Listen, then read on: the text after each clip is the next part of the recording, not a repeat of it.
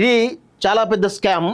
అయితే దీనికి చాలామంది కూడా అంటే సిరిసిల్లలో ఉన్నటువంటి చాలామంది కూడా కొంతమందికి ఏంటంటే మా బతుకులు మారినాయి అనేటువంటి దాంట్లో ఉన్నారు. కానీ ఇక్కడ కేటీఆర్ తన రాజకీయ స్వలాభం కోసం, కేటీఆర్ తన రాజకీయ స్వార్థం కోసం ఏ విధంగా నేతన్నలను ముఖ్యంగా పద్మశాలి కమ్యూనిటీని ఏ విధంగా వాడుకున్నాడో మనందరం కూడా అర్థం చేసుకోవాలి. ఎందుకు కేటీఆర్ చేస్తున్నాడంటే సిరిసిల్లలో 85,000 ఓట్లు, దాదాపు 85,000 ఓట్లు కేవలం పద్మశాలి ఓట్లు ఉంటాయి.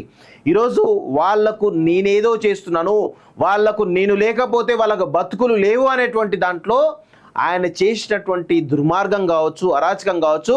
ఈరోజు చాలామంది ఏమనుకుంటున్నారంటే నేతన్నలకు బతుకు తెరువు రావడం జరిగింది అని చెప్పేసి అందరూ అనుకుంటున్నారు. కానీ నేను ఒకటే అంటాను, వాళ్ళను బానిసలుగా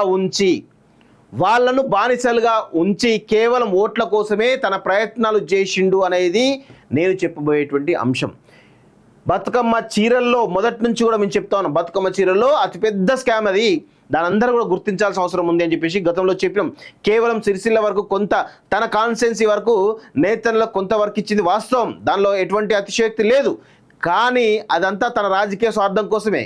కానీ దాని వెనకాల జరిగినటువంటి స్కామ్ని అంటే అక్కడి వరకు వాళ్ళకి ఇచ్చింది, మిగతా అంతా కూడా ఎక్కడ తీసుకొచ్చిండో ఒక్కసారి నేను చూపించే ప్రయత్నం చేస్తాను మిత్రులారా.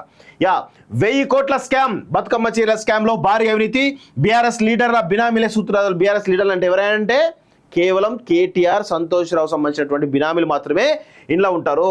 సూరత్ భీవండి నుంచి కిలోల చొప్పున కొనుగోలు, పీసులుగా కట్ చేసి రంగుల అద్దెన వైనం, చీరకు 25 నుంచి 30 రూపాయల వరకు వ్యయం, ప్రభుత్వం నుంచి 200 నుంచి 250 వరకు వసూలు.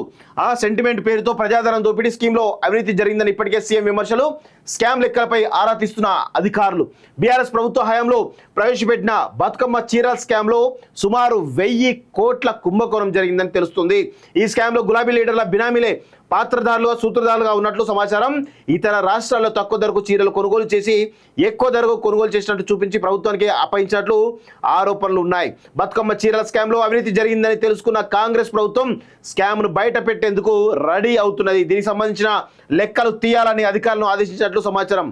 7 ఏళ్లలో 2170 కోట్లు. చూడండి, బీఆర్ఎస్ ప్రభుత్వ హయాంలో 2017 నుంచి బతుకమ్మ చీరల పంపిణీ పథకాన్ని ప్రారంభించారు. ఇందుకోసం అప్పటి ప్రభుత్వం ప్రతి ఏటా 350 కోట్లు విడుదల చేసింది.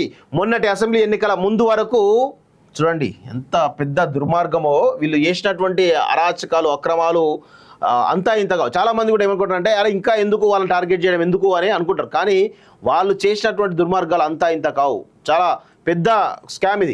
బతుకమ్మ చీరల పంపిణీ పథకం కొనసాగింది. ఈ 7 ఏళ్ల కాలంలో ఈ స్కీమ్ కోసం ప్రభుత్వం 2170 కోట్లు ఖర్చు చేసి ఇందులో సగం డబ్బు అంటే సుమారు 1000 కోట్లు మధ్యవర్తులే కొల్లగొట్టినట్టు ప్రభుత్వం గుర్తించినట్టు తెలిసింది. చీరల తయారీకి ఎంత ఖర్చు అయ్యేది, ఎక్కడ తయారు చేసేవారు, నిజంగా చేనేత కార్మికే పని దొరికేదా లేకపోతే ఎవరు తయారు చేసేవారు, ఈ దందాలో ఎంత మొత్తం చేతులు మారేది అనే అంశాలపై కాంగ్రెస్ ప్రభుత్వం ఆధారాలు సేకరిస్తున్నట్లు తెలుస్తోంది.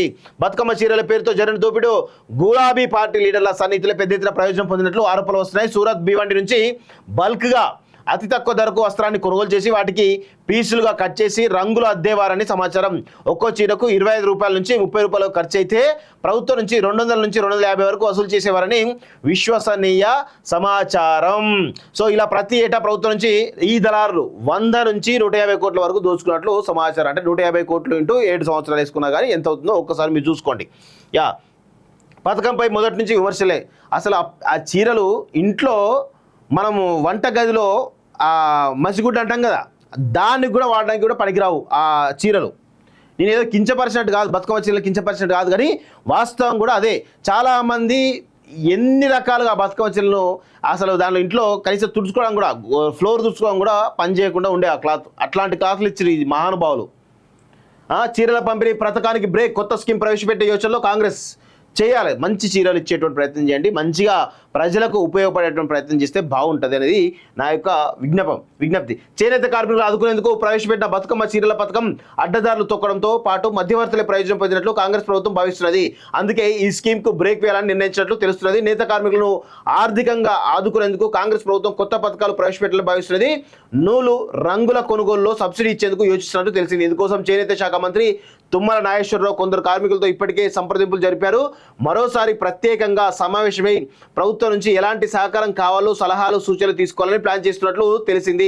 ఇతర రాష్ట్రాల్లో చేనేత కార్మికుల కోసం అక్కడి ప్రభుత్వాలు అమలు చేస్తున్న పథకాలు కూడా అక్కడ అమలు చేసే అవకాశం ఉందా అనే కోణంలోనూ ప్రభుత్వం ఆలోచిస్తున్నట్లు తెలుస్తోంది. సో మొత్తానికైతే కొత్త ఈ చీరల పంపిణీ పథకాన్ని పక్కన పెట్టి కొత్త స్కీమ్ తీసుకురావాలి. అది కూడా నేతన్నలకు ఉపయోగపడే విధంగా, వాళ్లకు బతుకుతెరు చూపించే విధంగా, వాళ్ళ బతుకులు మార్చే విధంగా ఒక కొత్త పథకాలు పాలసీలు తీసుకొచ్చే విధంగా ఈ ప్రభుత్వం ఒక అంచనా వేస్తున్నట్టు తెలుస్తోంది.